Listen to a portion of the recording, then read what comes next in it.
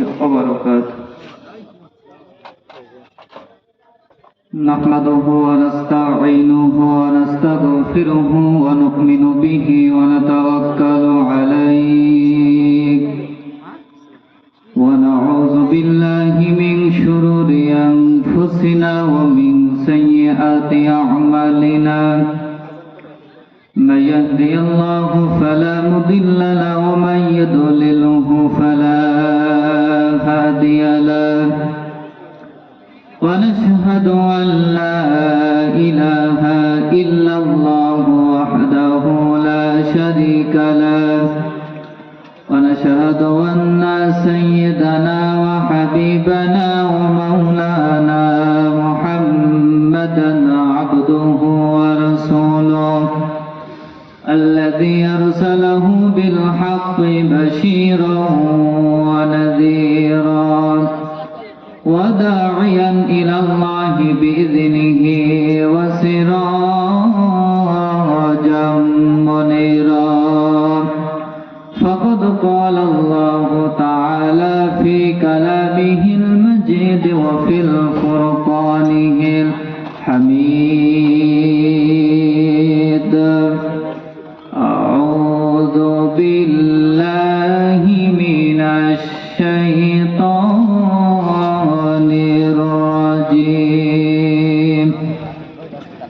بسم الله الرحمن الرحيم.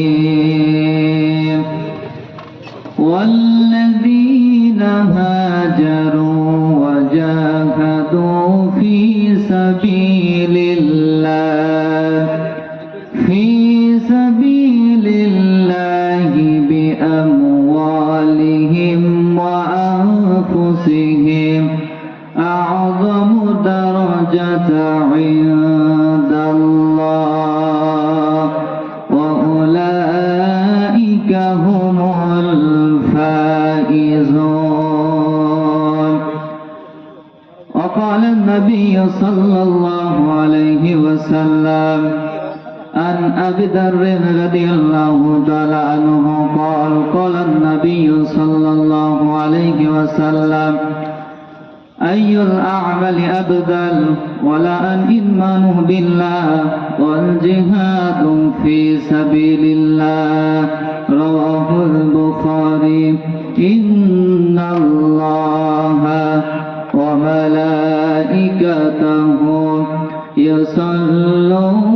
يصلون على النبي يا أيها الذين آمنوا صلوا عليه وسلموا تسليما.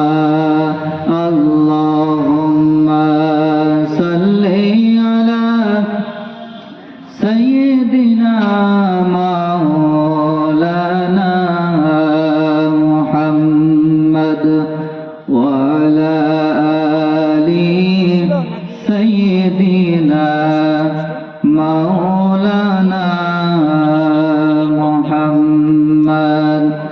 আমার একটা স্বপ্ন পূরণ করো ও দয়াময়, তোমার পথে চলতে গিয়ে মরণ যেন হয় আমার। তোমারই গান গাইতে গিয়ে না পাই যেন ভয়। আমার একটা স্বপ্ন পূরণ করো ও দয়াময়, তোমার পথে চলতে গিয়ে মরণ যেন হয় আমার। তোমারই গান গাইতে গিয়ে না পাই যেন ভয়। আমি অটল যেন থাকতে পারি আল কোরআনের সাথে, ধৈর্য নিয়ে ডাকতে পারি দিন কায়েমের পথে। আমি অটল যেন থাকতে পারি আল কোরআনের সাথে, ধৈর্য নিয়ে ডাকতে পারি দিন কায়েমের পথে। আমায় ধৈর্য দিও, সাহস দিও, ও গো দয়াময়, তোমার পথে চলতে গিয়ে মরণ যেন হয় আমার, তোমারই গান গাইতে গিয়ে না পাই যেন ভয়। আলহামদুলিল্লাহ, সকল প্রশংসা সেই আল্লাহ সুবহানাহু ওয়া তাআলার দরবারে, যে মহান রব্বুল ইজ্জতি ওয়াল জালাল আমাদেরকে মাগরিবের পর ঐতিহ্যবাহী স্বরূপদা পশ্চিমপাড়া প্রাইমারি স্কুল মাঠ প্রাঙ্গণে এসে একটি জান্নাতের বাগানে বসা তৌফিক যে আল্লাহ পাক করে দিলেন, সে মহান মালিকের দরবারে সকলে বলেন আলহামদুলিল্লাহ। সম্মানিত হাজিরিন, সময় যেহেতু স্বল্প, ভূমিকা লম্বা না করে সরাসরি আলোচনার দিকে চলে যাচ্ছি। আমি সূরা তাওবা থেকে একটা আয়াতে কারিমা তেলাওয়াত করেছি। সূরা তাওবা 20 নম্বর আয়াত।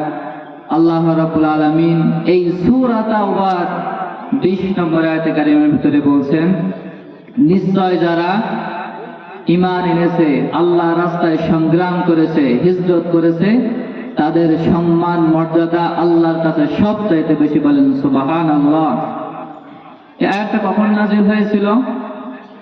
9ম হিজরি জিলকদ মাস।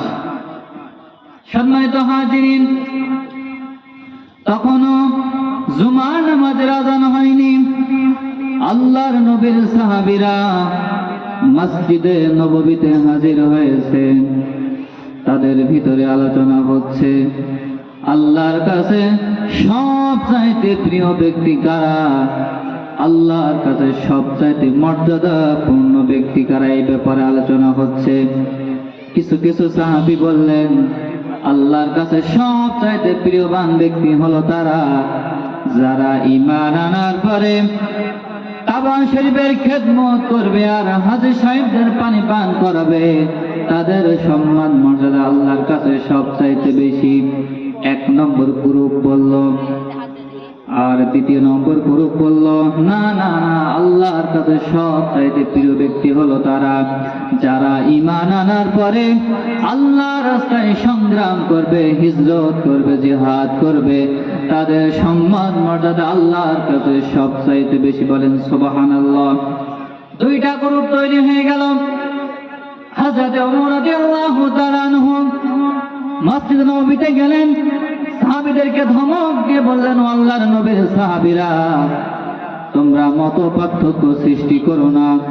আল্লাহর নবীজি নামাজে আসবেন, নবীজি যাদের মর্যাদা বেশি বলবে, তাদের মর্যাদা আল্লাহর কাছে সবচাইতে বেশি হয়ে যাবে। বলেন সুবহানাল্লাহ।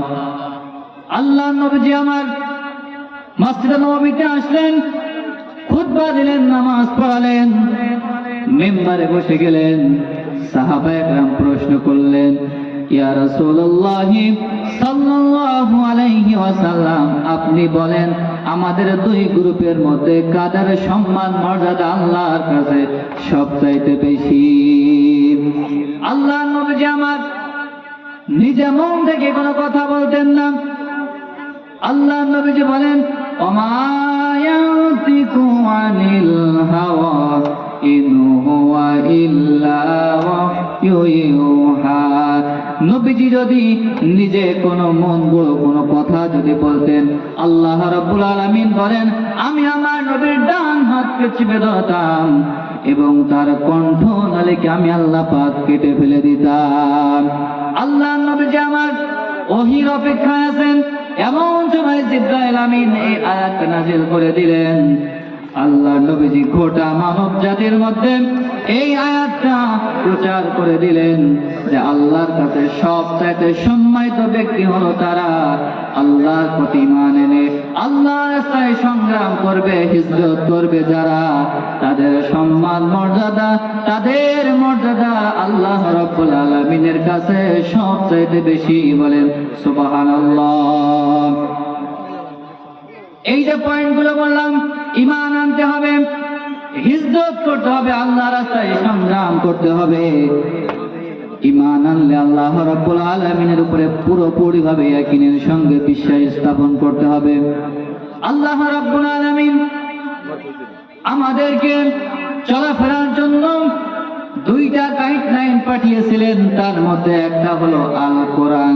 কি আল কোরআন, আর একটা হলো রাসূল কারীম সাল্লাল্লাহু আলাইহি সাল্লামের সুন্নাত। আল্লাহর নবীজি বলেছেন, যদি কোনো ব্যক্তি এই দুইটা জিনিসকে আঁকড়ে ধরে থাকতে পারে, সে ব্যক্তি জীবনে কোনোদিন পথভ্রষ্ট হবে না। এমনি ভাবে আল্লাহ পাক কুরআনুল কারীমকে আমাদের জন্য গাইডলাইন দাতা বানিয়েছেন। সমুদ্রের মধ্যে চলতে গিয়ে মানুষেরা যাতে করে পথ ভুলে না যায়, সেজন্য আল্লাহ পাক আকাশের মধ্যে অনেক তারকা সৃষ্টি করে রেখেছেন। মরুভূমির মধ্যে মানুষেরা চলতে গিয়ে যাতে করে পথ ভুলে না যায়, সেজন্য আল্লাহ পাক মরুভূমির মধ্যে অনেক নিশানা তৈরি করে রেখেছেন। পাহাড়ের মধ্যে মানুষেরা চলতে গিয়ে যাতে করে পথ পানির অভাবে মরে না যায়, পানির অভাবে যেন কোনো মানুষ মরে না যায়, সেজন্য আল্লাহ পাক পাহাড়ের মধ্যে পানির ঝর্ণা সৃষ্টি করে রেখেছেন।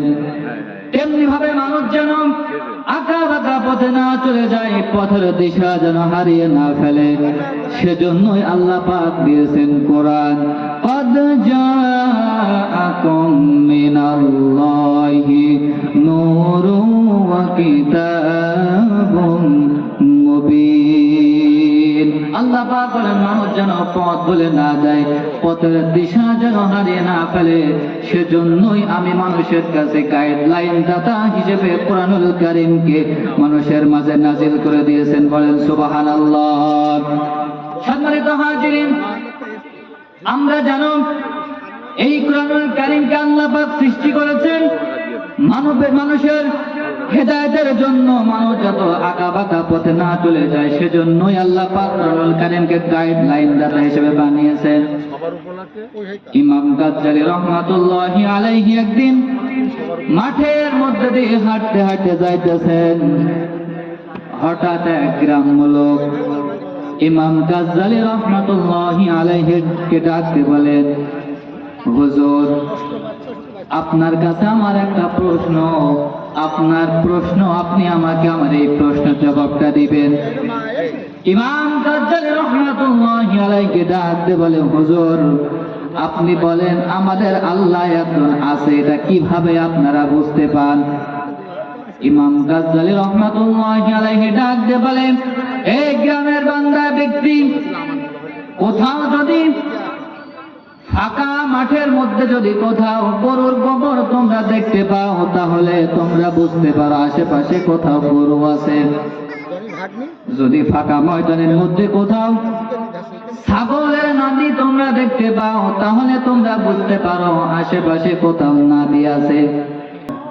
ইমাম গাজ্জালী রাহমাতুল্লাহি আলাইহি ডাক দিয়ে বলে, ব্যক্তি, যদি কোথাও তোমরা ছাগলের নাদি দেখতে পাও, তাহলে বুঝতে পারো আশেপাশে কোথাও ছাগল আছে। অনুরূপ ভাবে যদি তোমরা কোথাও ছাগলের নাদি দেখতে পাও, অনুরূপ ভাবে যদি কোথাও তোমরা মানুষের পায়ের চিহ্ন দেখতে পাও, তাহলে তোমরা বুঝতে পারো আশেপাশে কোথাও মানুষ আছে। তেমনি ভাবে আল্লাহ তাআলা যে বিস্তীর্ণ পৃথিবী, আকাশ বাতাস, এরপরে পাহাড় পর্বতমালা, এগুলো আমি দেখতে পারি, এইগুলো দেখে আমি বিশ্বাস করি আল্লাহ একজন আছে।